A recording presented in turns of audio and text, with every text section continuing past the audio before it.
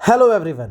Welcome to Study Smart IAS PCS. This video is regarding our upcoming previous year questions reverse engineering batch. PYQ reverse engineering batch क्या है, किस बारे में है, इस batch में क्या क्या मिलने वाला है, इन सब बारे में इस वीडियो में डिटेल में बात करेंगे। आगे इसी वीडियो में आपको अंशुल सर बताएंगे कि एक्चुअली हम PYQ से डील करने कैसे वाले हैं इस बैच में। फिलहाल मैं आपको एक कोर्स का ओवरव्यू देता हूँ, उसके बाद अंशुल सर समझाएंगे how to crack the code behind the PYQs to crack UPSC prelims 2026। Right, सबसे पहले इस PYQ वाले बैच में हम सिलेबस को कवर करेंगे। सिलेबस कैसे कवर करेंगे? Theme wise. अगर आपने UPSC प्रीलिम्स कभी दिया है, जिन्होंने क्रैक किया है या जिन्होंने PYQ को ऑब्जर्व किया है, दे नो कि UPSC प्रीलिम्स का सिलेबस एक्चुअली कुछ थीम्स के अराउंड ही मंडराता रहता है। कुछ एक पर्टिकुलर थीम्स हैं, कुछ नहीं है, मतलब काफ़ी ज़्यादा थीम्स हैं, बट थीम्स के अराउंड ही रहेंगे क्वेश्चंस। राइट, वो थीम्स UPSC कभी मिस नहीं करता है। ठीक है, घुमा फिरा के वही कुछ थीम्स हैं जिनके अराउंड क्वेश्चन पूछता है। बाकी हमेशा पेपर में 30-40 क्वेश्चन तो ऐसे रहेंगे ही जो क्या करते हैं, थोड़े से शॉकिंग होते हैं, शॉक देते हैं आपको। बट अगर आपकी PYQ पे कमांड है, then those PYQ become your strength and those PYQ become those shock absorbers. जिन्होंने प्रीलिम्स क्वालिफाई करा है उनको पता है कि PYQ ही आगे चल के वो शॉक एब्जॉर्बर्स बनते हैं। जो शॉक UPSC हर साल देता है उनको वही बच्चे एब्जॉर्ब नहीं कर पाते जिनकी PYQ पे कमांड नहीं होती। अगर अपने गिरबान में झांक के देखेंगे, ऑनेस्टली खुद से पूछेंगे, देन दे नो कि यस, मैंने PYQ उस तरह से नहीं पढ़ा जिस तरह से पढ़ना चाहिए था। उसी के लिए PYQ रिवर्स इंजीनियरिंग बैच है। इसमें हम ना सिर्फ सिलेबस कवर करेंगे थ्रू PYQs, बल्कि हम थीम्स को डिकोड करेंगे और उन थीम्स जितने क्वेश्चन बन सकते हैं, राइट, जितना उन थीम्स के अराउंड एक्सपेंड किया जा सकता है उतना ज़्यादा करेंगे, ताकि आप प्रीलिम्स के लिए कम्प्लीटली प्रिपेयर रहो।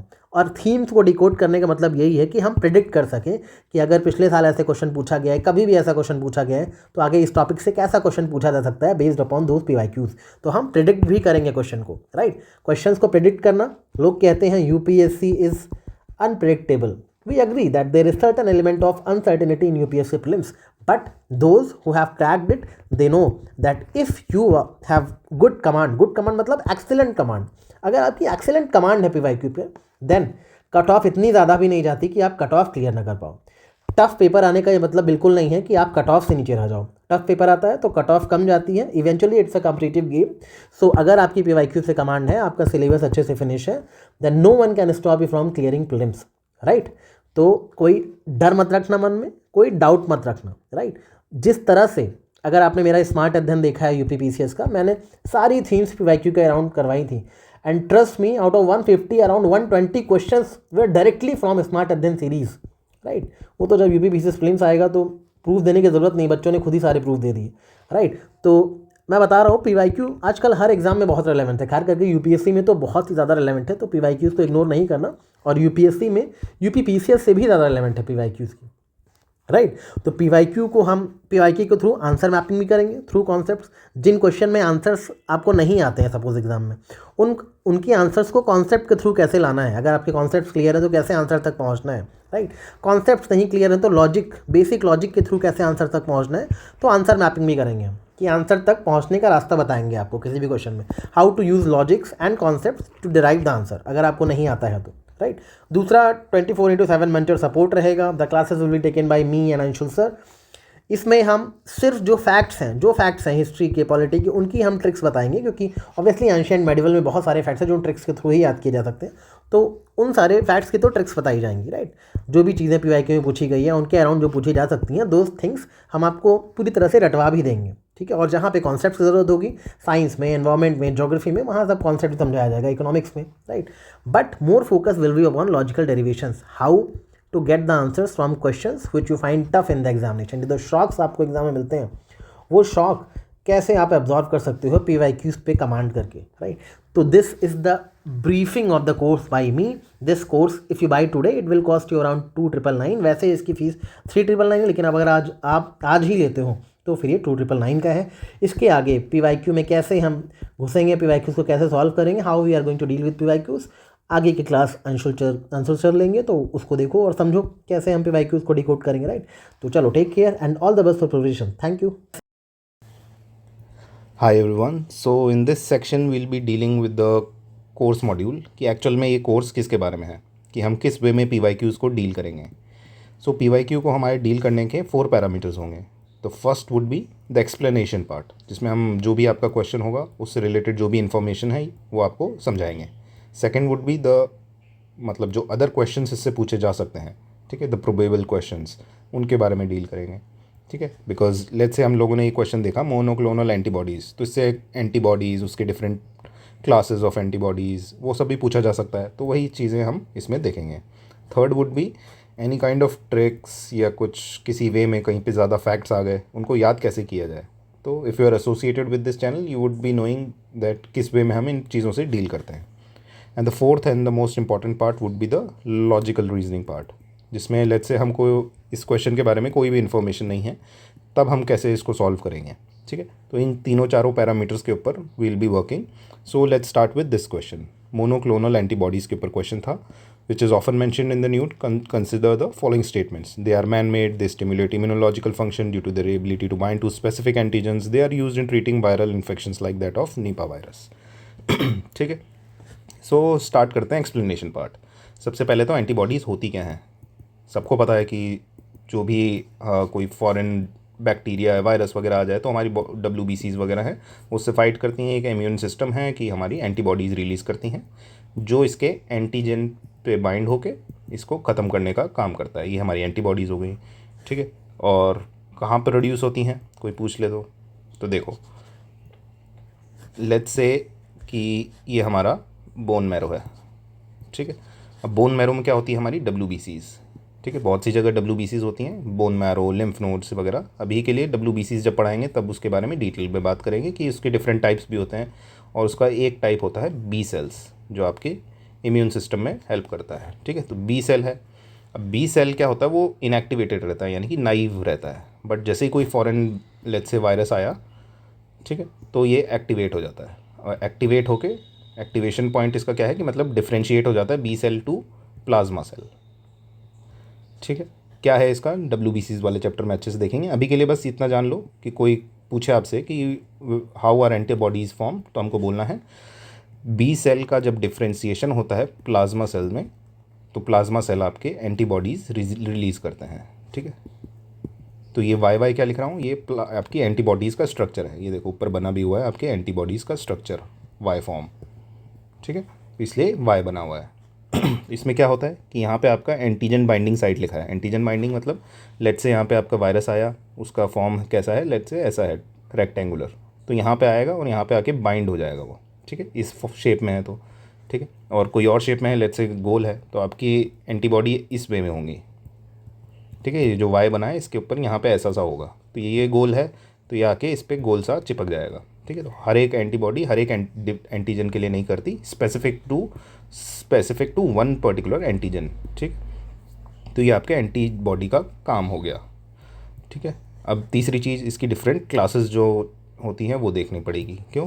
क्योंकि आपने जब लेट्स से कोविड के टाइम पे देखा होगा अपनी रिपोर्ट्स वगैरह में, उसमें लिखा आता था IgG काउंट, IgM, ये सब दिखाया जाता था, ठीक है। तो यही सब इसकी डिफरेंट क्या है, क्लासेस है। तो क्या क्या क्लासेस हैं, GAMED, गेम्ड। क्या है ये GAMED? IgG, IgA, IgM, IgE और IgD, ये 5 क्लासेस हैं आपकी एंटीबॉडीज़ की, जिसके ऊपर क्वेश्चन आ सकता है।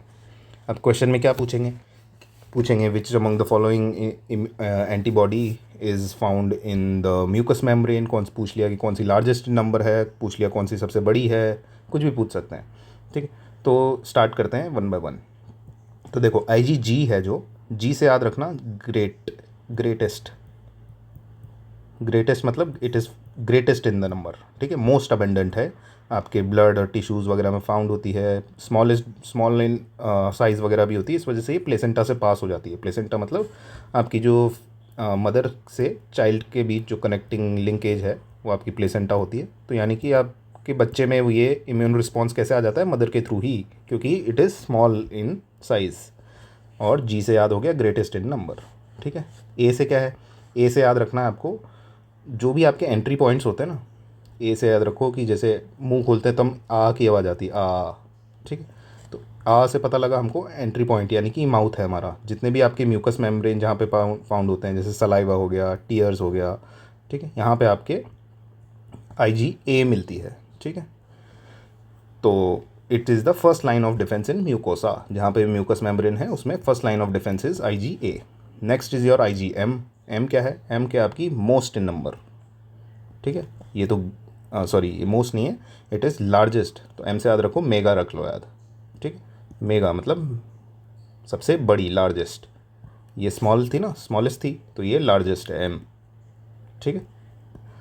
तो क्या है ये कहाँ पे मिलती है आपको, ये भी आपके ब्लड वगैरह में मिलती है, और produced first during the infection, कोई भी इन्फेक्शन होता है तो सबसे पहले यही प्रोड्यूस होती हैं।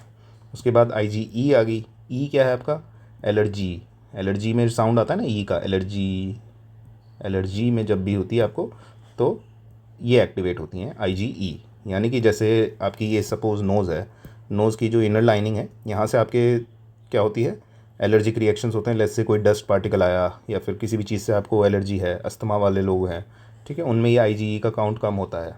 तो यही आपके, जो हम लोग सेट्राजिन की गोली खाते हैं ना जब भी ज़ुकाम होता है, तो आप देखोगे क्या उनको बोलते हैं एंटी हिस्टामाइंस, यानी कि एंटी एलर्जिक मेडिसिन हैं, तो उनका काम क्या है, इसको ही एक्टिवेट करने का, IgE। उसके बाद क्या है IgD, डी का क्या है, जो हमने वो बी सेल्स पढ़ा था ना, B cells which transforms into या which differentiates into plasma cell, तो ये बी को एक्टिवेट करने में काम आती है IgD। तो यही आपका एक जनरल आइडिया हो गया कि डिफरेंट क्लासेस क्या हैं आपकी एंटीबॉडीज़ की, क्या होती है एंटीबॉडीज़, क्या स्ट्रक्चर होता है, तो आपको एक जनरल ओवरव्यू मिल गया है, ठीक है।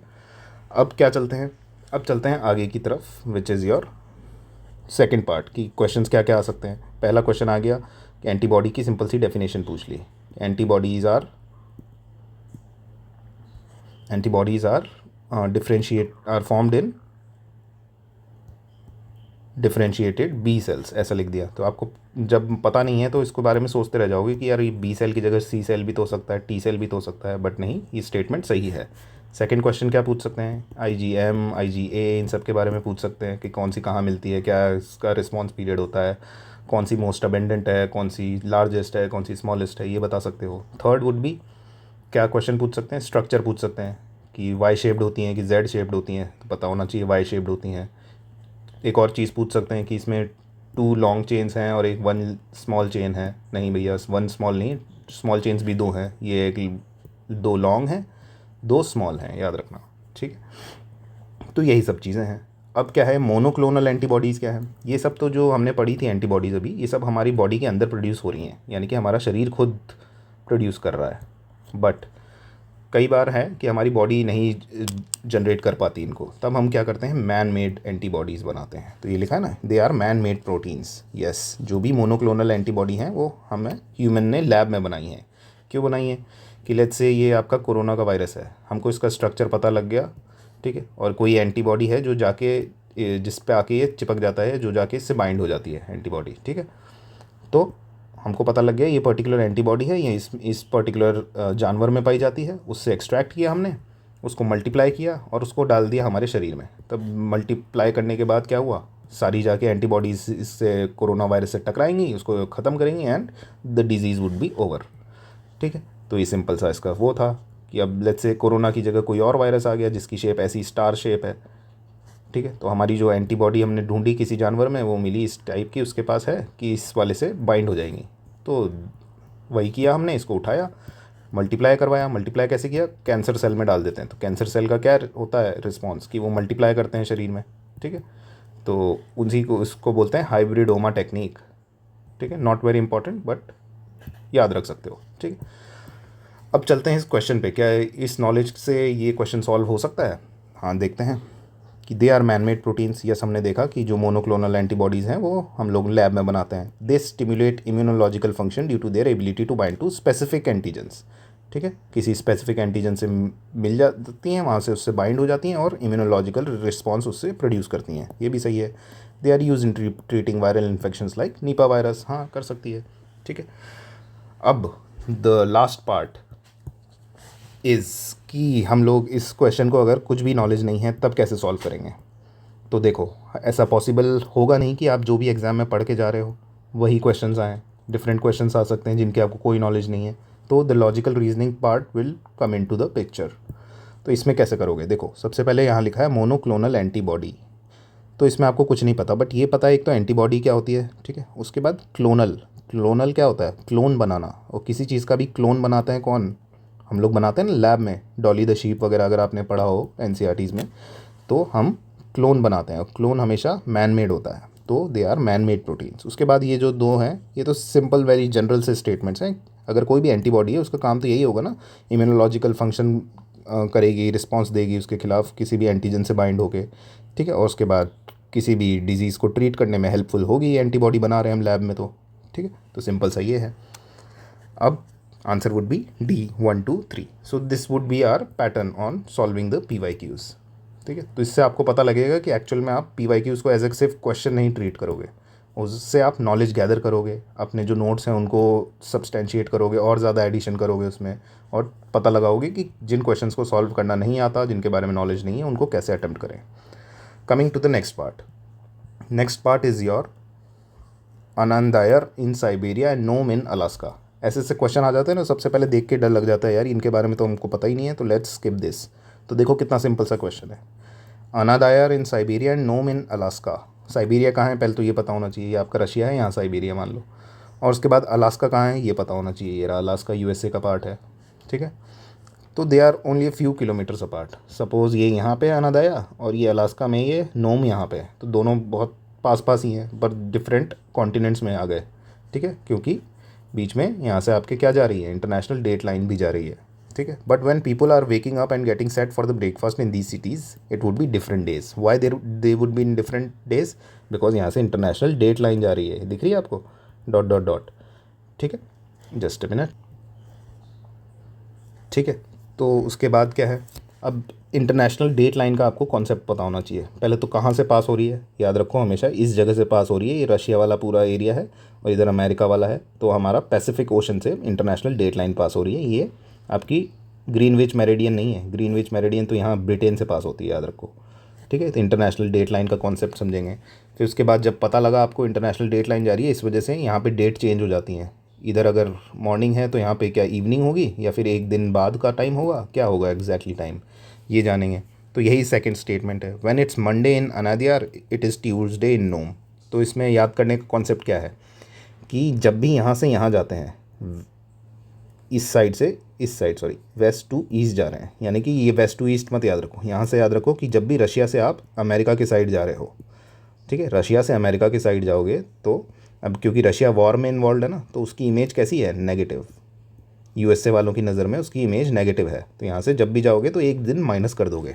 यानी कि अगर यहाँ पे अनादियार में मंडे है तो यहाँ पे माइनस करोगे तो क्या आ जाएगा, संडे आ जाएगा, उससे प्रीवियस वाला एक दिन आ जाएगा।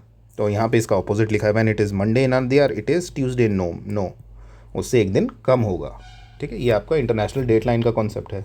तो अगर ये कॉन्सेप्ट पता है तो you will be able to answer this कि यस ये वाले सही है और ये वाला स्टेटमेंट गलत है। नेक्स्ट क्वेश्चन पे चलते हैं। एक इंटरनेशनल रिलेशंस पे जो क्वेश्चन पूछे जाते हैं इंटरनेशनल रिलेशंस पे, तो उनको कैसे आंसर करना है कि लेट्स से बिम्स्टेक पे पूछा गया। तो बिम्स्टेक के बारे में हम सबको जनरल आइडिया होता है, बट क्या होता है ऑफन एक बार पढ़ते हैं उसके बाद बार बार भूल जाते हैं। तो देखो उसके लिए आपको क्या करना होगा, सबसे पहले समझना होगा कि बिम्स्टेक आया क्यों। देखो यहाँ पे बे ऑफ बंगाल के लिए इकोनॉमिक कॉर्पोरेशन और टेक्नोलॉजिकल कॉर्पोरेशन, इनसे जुड़ी जो भी कंट्रीज़ हैं बे ऑफ बंगाल के आसपास, उनके लिए खोला गया था। तो कौन कौन सी कंट्रीज़ हैं बे ऑफ बंगाल से जो टच होती हैं, श्रीलंका है, इंडिया है, बांग्लादेश है, म्यांमार है, थाईलैंड है। तो याद रखना कि जब फाउंड कर रहे थे इसको तब इसका नाम था बिस्ट EC, बिम्स्टेक की नहीं था, बिस्ट EC था। बिस्ट क्या है, बांग्लादेश, इंडिया, श्रीलंका और थाईलैंड, यानी कि श्रीलंका, इंडिया, बांग्लादेश और थाईलैंड, यानी कि म्यांमार नहीं था तब फाउंडिंग में। बोला इनको कि तुम कंट्री तो बहुत बड़ी हो मतलब, बट इतने कुछ नामचीन नहीं हो, तो तुम लोग रहने दो, अभी हम चार लोग मिलकर स्टार्ट करेंगे श्रीलंका, बिस्ट BIST। और EC क्या है, economic corporation, BIST economic corporation ये नाम था। फिर उन्होंने देखा यार अब बे ऑफ बंगाल में तो बेचारा म्यांमार भी आ रहा है, तो फाउंडिंग मेंबर नहीं तो बाद में जोड़ दो, तो बिम्स्टेक कैसे नाम रखा गया, बिम्स्टेक, यानी कि अब ये M भी जुड़ गया इसमें, बिस्ट था ना पहले, बिस्ट EC नाम था, अब बिम्स्टेक हो गया इस वजह से, ठीक है। परंतु इसके दो और पार्टनर्स दिखे हमको कि यार ये इंडिया की गोदी में दो कंट्रीज़ बैठी रहती हैं। इन्होंने बोला कि भैया हमने कभी बे ऑफ बंगाल नहीं देखा, हम क्योंकि लैंडलॉक्ड ही हैं ऑलमोस्ट, ऊपर से चाइना हमको कहीं घूमने नहीं देता, तो प्लीज़ हमको भी अलाउ करिए। तो उसने बोला ठीक है आप इंडिया की गोदी में हैं तो आप भी का पार्ट हो गया इसका, बट आपका नाम नहीं जोड़ेंगे हम क्योंकि आप डायरेक्ट नहीं हो। तो बिम्स्टेक नाम तो हो गया, बट याद रखना इसमें 4 वर द फाउंडिंग कंट्रीज़, ठीक है। एक को बाद में जोड़ा तो बिम्स्टेक नाम हुआ। उसके बाद ये जो दो ऊपर गोदी में बैठी हैं ये भी हैं, but they are not the founding members, ठीक है। ठीक है, neither they are touching bay of Bengal, पहली चीज़ ये। दूसरी चीज़, ये कहाँ पे बनाया गया होगा बे ऑफ बंगाल, ये बिम्स्टेक बनाया गया होगा थाईलैंड में। अब पूरा इंडिया वगैरह की सबसे ज़्यादा पॉपुलेशन कहाँ, थाईलैंड में, बैंकॉक वगैरह जाते हैं घूमने, उनको बहुत पसंद है। तो हमने बोला यार कोई ऐसी जगह करो ना, अपना जो फर्स्ट मीटिंग है उसको बोलते हैं बैंकॉक डिक्लेरेशन, ठीक है। तो बैंकॉक डिक्लेरेशन के थ्रू इसका जन्म हुआ, ठीक है। तो यही सब चीज़ें आपकी जानने की थी। अब देखो, it is a regional organisation consisting of 7 member states. अब आपको भले ही याद नहीं है कि 6 हैं कि 7 नहीं है, but at least you can deduce की स्टार्टिंग में बिस्ट था, तो बिस्ट तो हमारे पास 4 ये हुए, बिम हो गया तो 5 हो गए। उसके बाद सर ने बताया था कि 2 गोदी में बैठे हैं, नेपाल और भूटान, तो टोटल 7 जने हो गए। ये स्टेटमेंट सही है। It came in to existence with the signing of the Dhaka declaration. नहीं, बे ऑफ बंगाल के पास है तो ढाका में कौन डिक्लेरेशन करेगा, हम तो बैंकॉक जाएंगे, तो बैंकॉक डिक्लेरेशन के थ्रू बना था, ठीक है। Third, Bangladesh, India, Sri Lanka, Thailand and Nepal are founding member states of BIMSTEC. पहली नज़र में लगेगा कि सही है, बट यहाँ पे देखो ये नेपाल कहाँ से आ गया भैया, बांग्लादेश बिस्ट था ना, नेपाल नहीं आना चाहिए था, ठीक है। तो ये भी स्टेटमेंट गलत है। Fourth is, in BIMSTEC the sub sector of the tourism is being led by India. ये थोड़ी डिटेल्ड इन्फॉर्मेशन है, क्योंकि हर एक कंट्री को कुछ ना कुछ दिए गए हैं, और India being the largest one तो सिक्योरिटी प्रोवाइडर रहेगा, ये छोटी मोटी टूरिज़्म वगैरह देखेगा।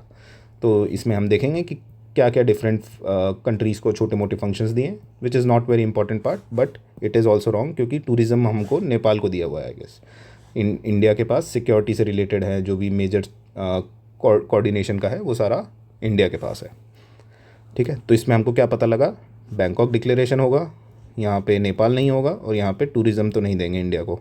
तो अगर ये 3 नहीं है, ठीक है, तो सेकंड और थर्ड आपको पक्का पता है कि गलत है, तो 2 तो ऑप्शन ऐसे ही एलिमिनेट कर लोगे। उसके बाद 1 और 4 और 1 में आपको डिसाइड करना है, and the 1 would be the answer. Next, coming to history का क्वेश्चन। ऐसे क्वेश्चन आए कि टेरिटोरियल रीजन पूछे हैं बहुत सारे, और उससे रिलेटेड रिवर। सर हमको तो पता ही नहीं है कि कौन से, हमने ये महाजनपदास बड़ी मुश्किल से याद किए थे, अब इन्होंने रिवर पूछ ली उससे रिलेटेड। चलो देखते हैं इनको कैसे सॉल्व करना है। ऊपर से ऐसे वाले क्वेश्चंस आ जाते हैं तो सर और डर लगता है। चलो देखते हैं। देखो, अगर आपको ये सारे टेरिटोरियल रीजन हैं, जब आप हिस्ट्री क्लासेस अटेंड करोगे ना, तब ये सब कैसे महाजनपदास याद रखने हैं, क्या उनकी कैपिटल है, ये सब आपको ईजिली वे में रटवा दिया जाएगा थ्रू ट्रिक्स, ठीक है। अब देखो, अस्माक कहाँ है आपका, अस्माक यहाँ पे थोड़ा सदर्न साइड में है आपकी, इस जगह पे उसके सामने लिखा है गोदावरी। तो अगर आपको आइडिया है कि अस्माक यहाँ पे और गोदावरी नदी भी यहीं कहीं बहती है, तो it can be the probable answer, ठीक है। उसके बाद है आपका कंबोज में विपास नदी है। कंबोज कहाँ है आपका, ये देखो पाकिस्तान में, और इंडिया अपना यहीं पे जम्मू कश्मीर यहीं सब खत्म हो जा रहा है, ये एकदम पाकिस्तान में है। तो यहाँ पे अगर कोई नदी होगी उसका नाम विपास रखेंगे, कुछ थोड़ा पाकिस्तानी टाइप नेम नहीं होगा, ठीक है।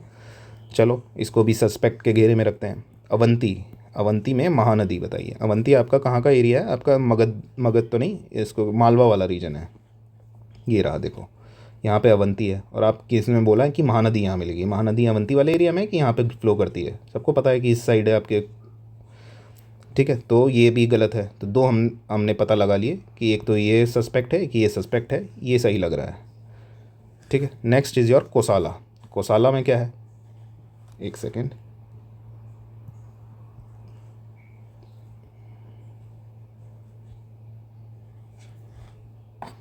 कोसाला में आपका ये रहा एरिया, कोसाला यानी कि अयोध्या वाला एरिया, और सबको पता है कि यहाँ से सरयू नदी निकलती है। इतना तो जनरल इन्फॉर्मेशन आप लोगों को हो ही गया होगा अब तक, ठीक है, क्योंकि राम मंदिर वगैरह इतनी सारी चीज़ें आप लोग अयोध्या के बारे में जानते हैं। तो कोसाला में सरयू नदी कैन बी द आंसर, ठीक है। 2 हमको लग रहे हैं कि हो सकते हैं, 2 लग रहे हैं कि यार इसके तो बिल्कुल चांसेस नहीं है। वैसे विपास जो नदी है वो आपकी ब्यास रिवर है, उसका दूसरा नाम है व्यास, विपास, ब्यास, ठीक है। तो थोड़ा सा वो वाला फैक्टर भी आप इंक्लूड कर सकते हैं। तो इसमें only 2 would be the answer. तो this is how you will be dealing with the questions.